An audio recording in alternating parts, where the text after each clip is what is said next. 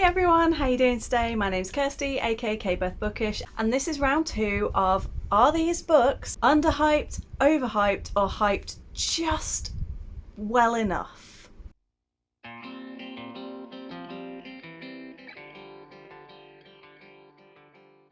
Part 1 of this, I covered a fair few books and there were mixed responses. Thankfully, everyone accepted when I said that these are obviously my own opinions. I'm not here to attack your favourite books. I'm not here to disregard your favourites and say that they're not worth the paper that they're written on or anything like that. These are just my own personal opinions on books that I have read. So, it's just, please don't take this as a personal attack against your favourite books. Especially as there is one in particular I know is going to enrage people when I talk about it. So, yeah, we're just going to get into them.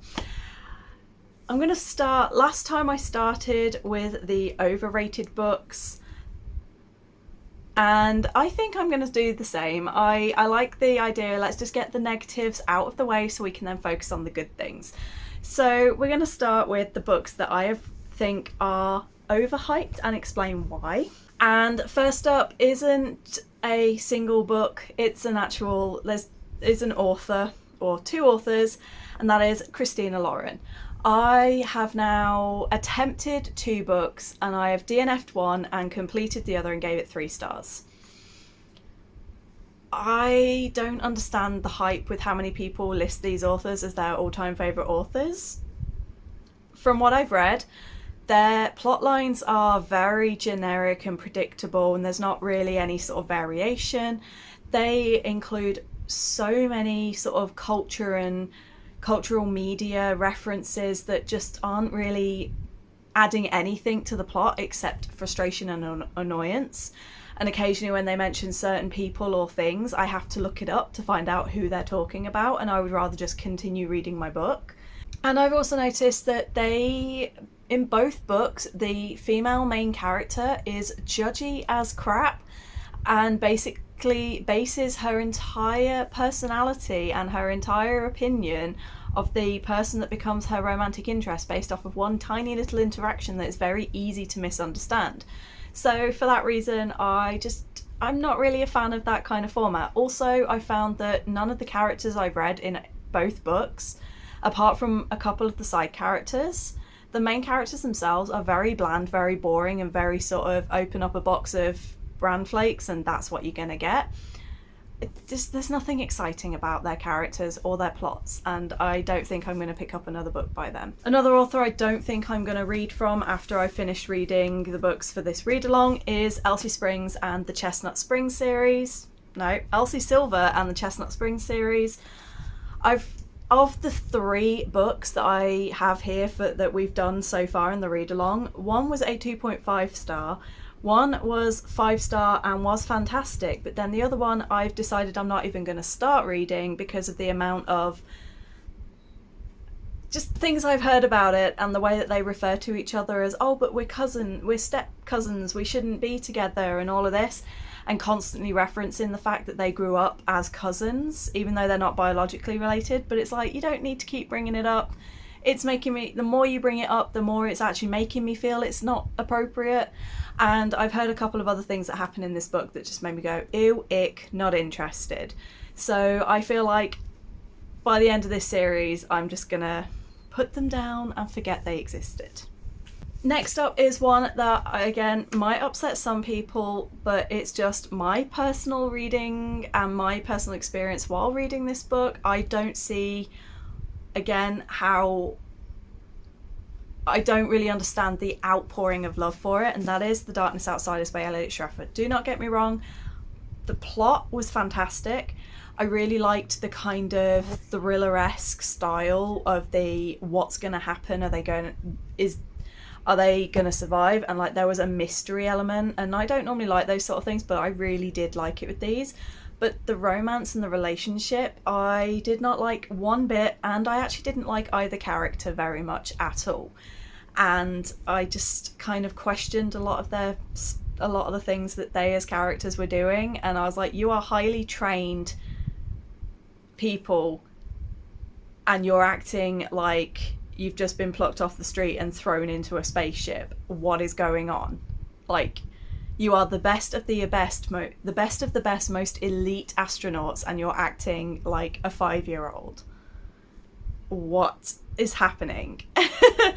And yeah, I know so many people love this book, and when they've just announced the sequel, there's been so many people are excited and are like, oh my god, it's my favourite book ever, and I'm like, it was kind of middle road for me. And then the final one for this section, that is the one that's going to garner the most hate. Please do not attack me. I'm trying to be nice in like why it didn't work for me, and that is Crescent City and Sarah J Maas in general as an author. Now, I haven't read ACOTAR, never will read ACOTAR, but I did get to book 4 in the Throne of Glass series, and I've read the first 2 books and started the 3rd book in Crescent City, and I've DNF'd both series. One thing I will say, Sarah J Maas is fantastic at opening books. Like both of those series, the first books were my favourites. She is incredible at setting the tone, bringing in the characters, getting those early relationships established.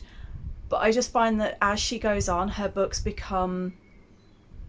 with Crescent City, it feels like she's just trying to do too much and isn't sure what to do. And where it went multiversal, I've heard more people with issues and complaints than not.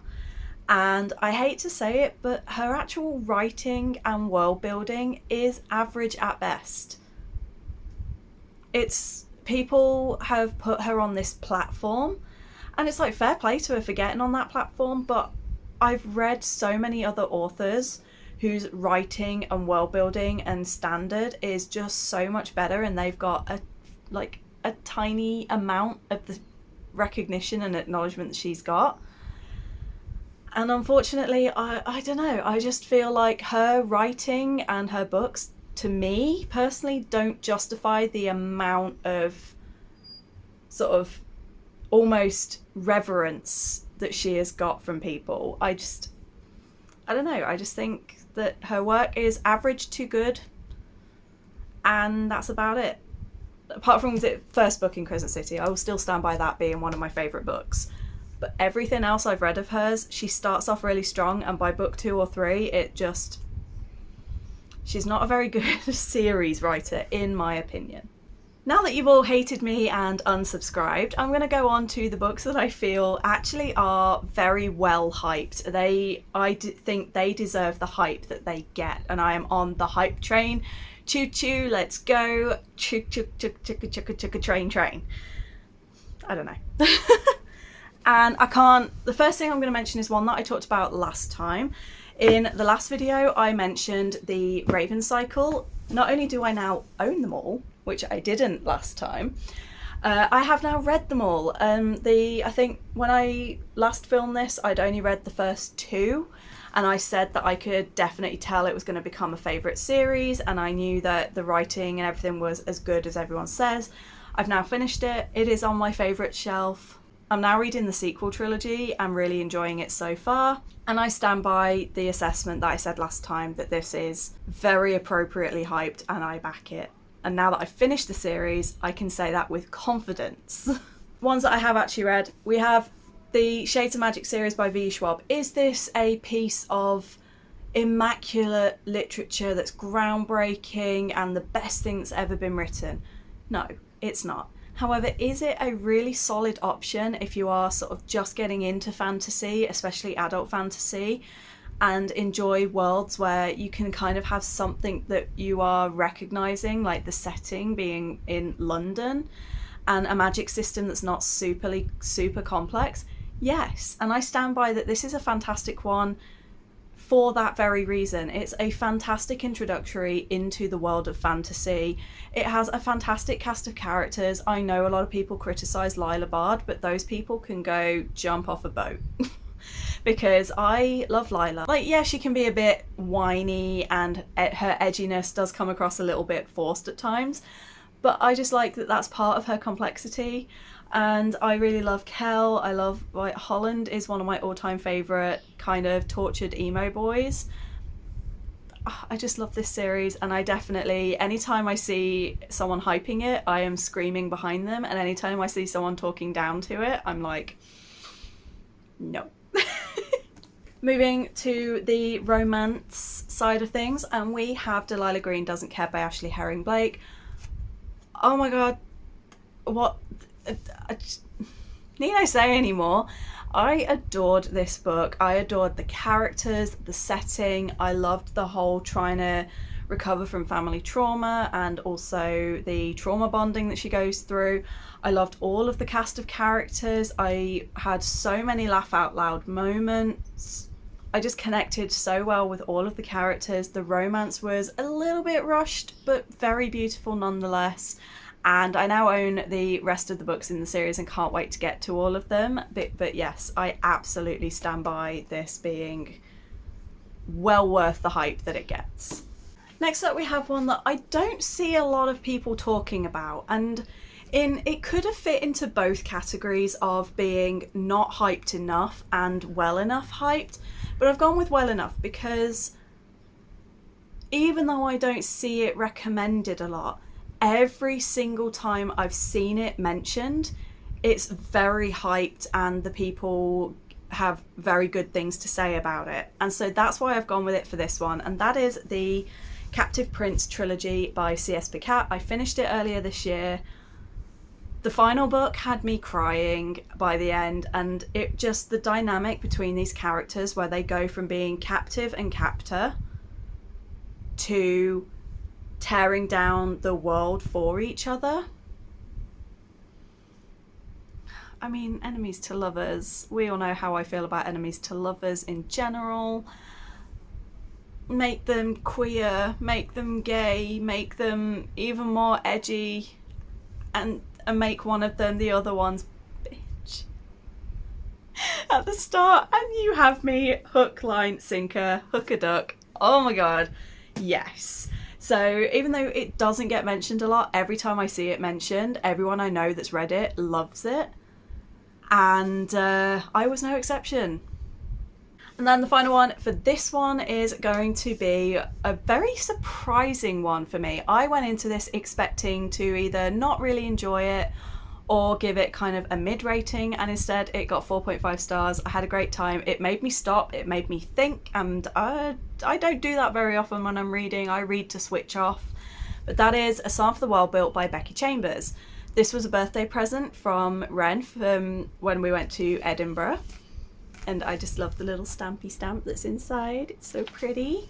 From Type Wronger Books.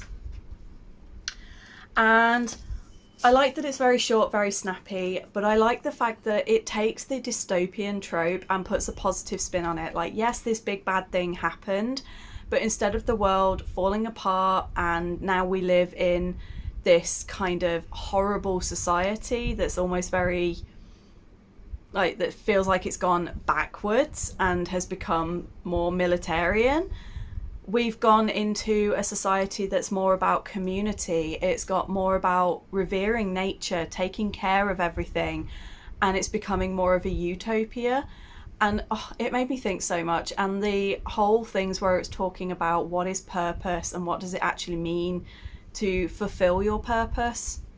Just everything was great, and Moscap was such a cute character. I loved it, and yeah, I ended up really enjoying this, and I can't wait to read the sequel. And that only leaves now the books that I feel are underrated, and I also have one that's the author in general. So I'm going to start off with the books, and this one may have been a little bit more hyped years ago, but obviously I only joined 5 years ago and I only read this series last year, so it's still very new for me, and that is the Shadow of the Fox series by Julie Kagawa. I don't really hear a lot of people talking about it, and in a lot of these sort of videos and lists where it's got sort of books you should read for, you know, good Asian representation, I rarely see it appear.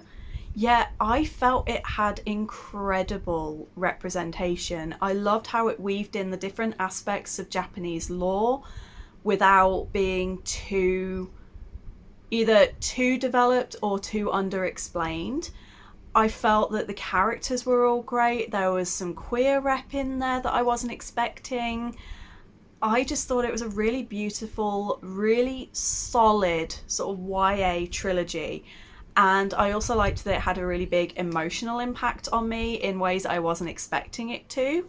So it's definitely one that I wish I saw more people recommend and talking about.